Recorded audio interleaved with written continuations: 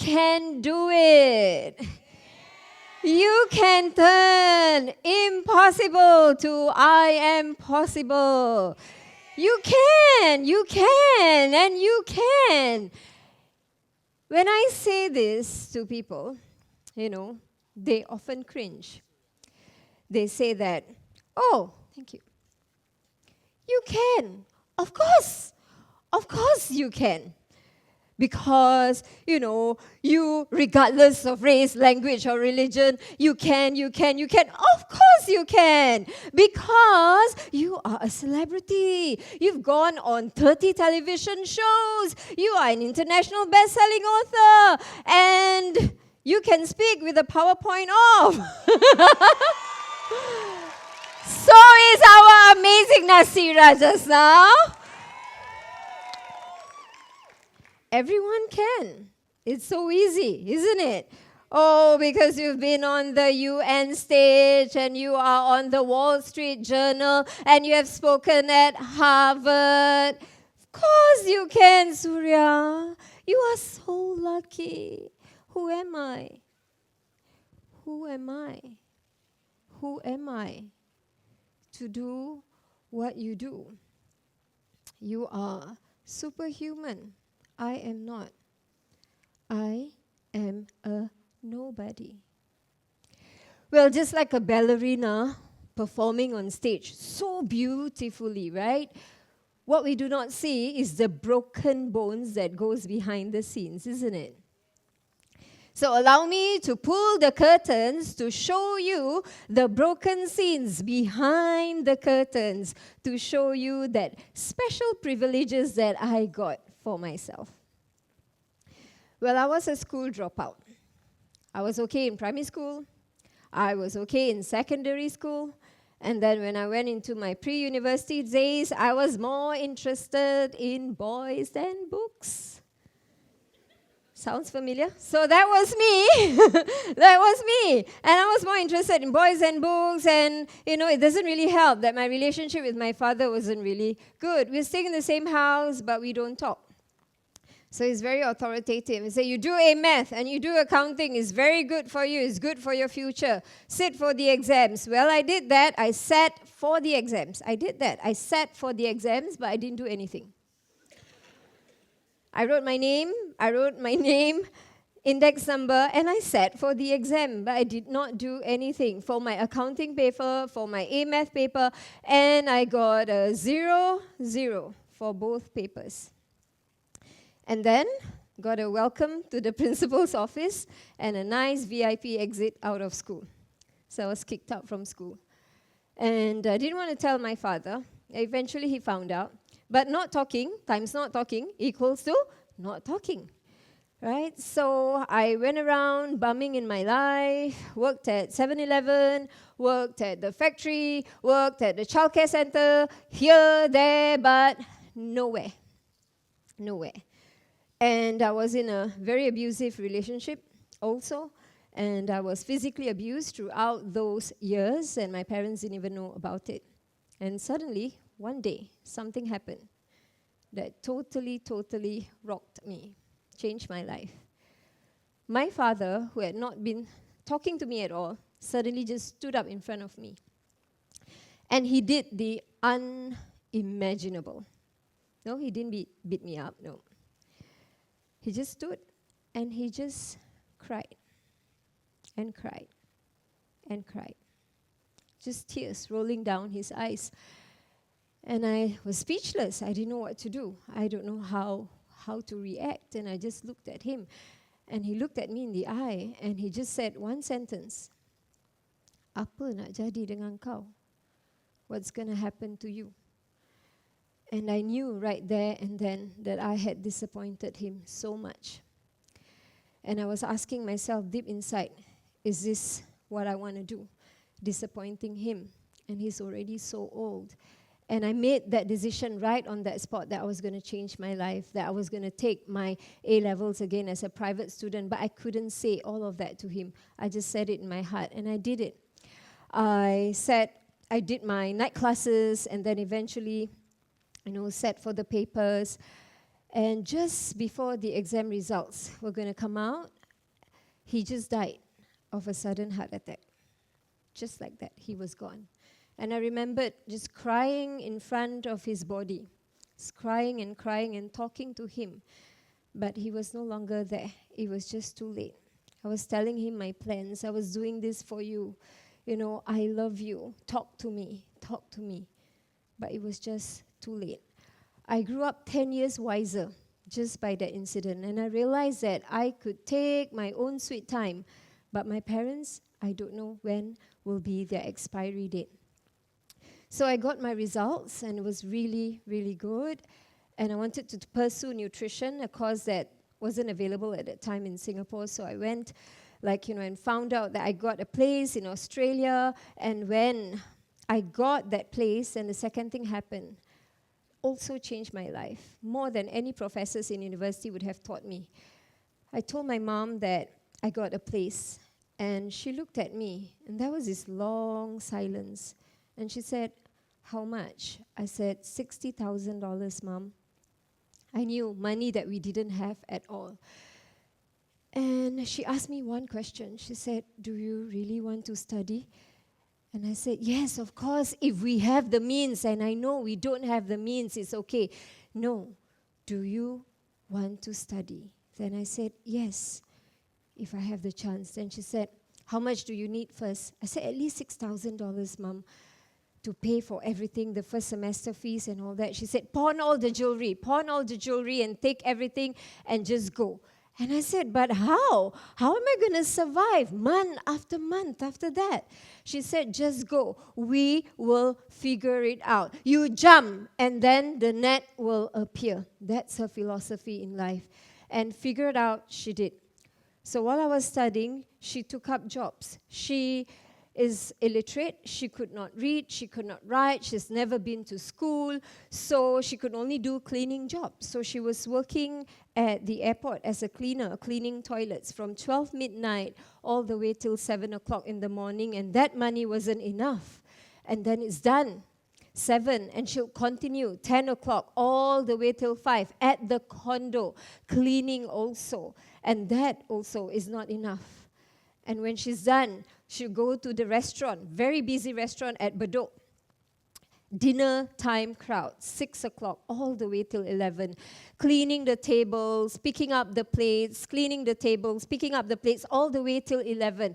And then 12 midnight to 7 o'clock. And then 10 to 5. And then 6 to 11. 7 days a week, non-stop for 3 years. Not one single day of medical leave. And she was 60 years old when she was doing all of that.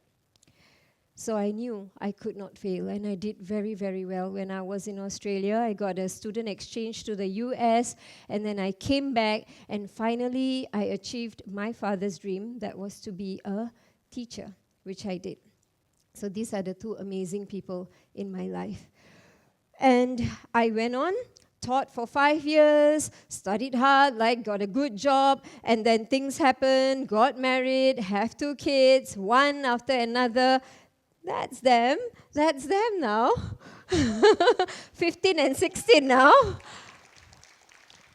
So yeah, it was not easy. Working, teaching, and then having these 2 little, almost like twins.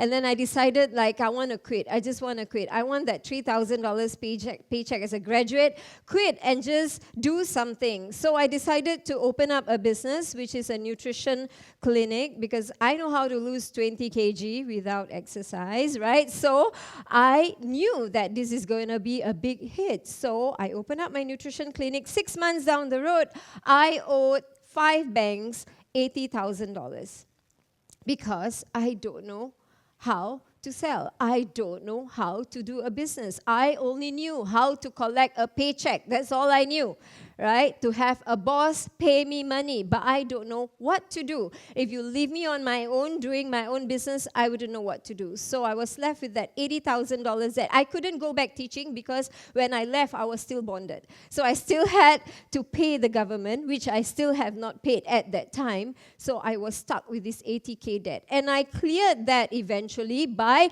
asking for the key. So the key is the formula.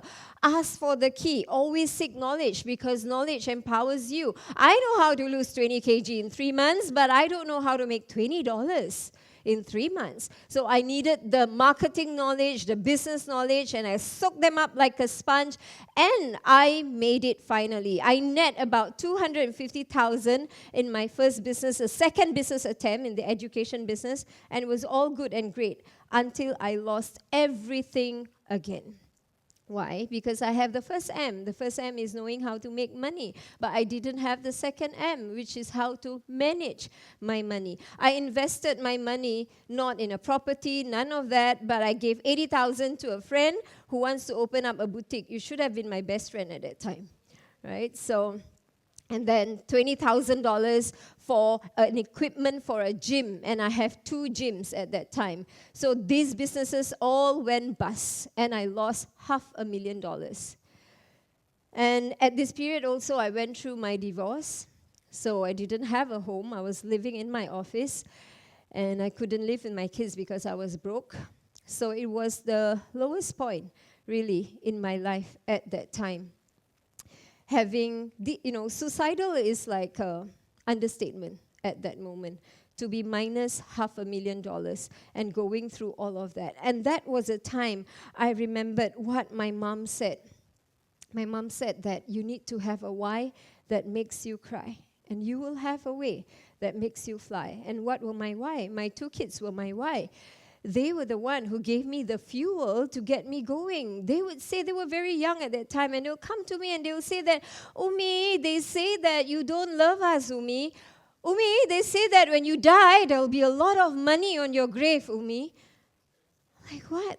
No, not from their ex-husband. Okay? My ex-husband. From their father, no. He's a very nice man. But from the people around. You know the people around? We're in the same planet, aren't we? Right? You have such people, don't you? People who push you down when you're even down, right? So that's what happened. So I felt so down, and I said, at the same time, that was my fuel. I said, I'm not going to grow, let them grow up and look at me as this useless, hopeless mother that they said that I was. No way that's going to happen. So what I did was, I had some money left that was supposed to pay the rent that was overdue, and instead of paying the rent, I packed my bags and I went to the US and I took an MBA for a few days. Not that the kind of MBA that you're talking about in the university. No. This is all about marketing, mindset, but a different kind of mindset. I took different mentors who have been bankrupt before and how they rose up. I wanted to know more about how to rise up from people who would teach me. And marketing, new ways of marketing. How do I get clients? I want to learn online marketing. So that's what I did. So I soaked it all up, came back to Singapore, and this one lady changed my life. And she said that if you do this, if you only focus on this, you are going to make it. And it is free, and it is good. So what is free? Free is a great word for me right now, right? At that time. So I said, what is free and good? Facebook. Facebook is good. Facebook is free.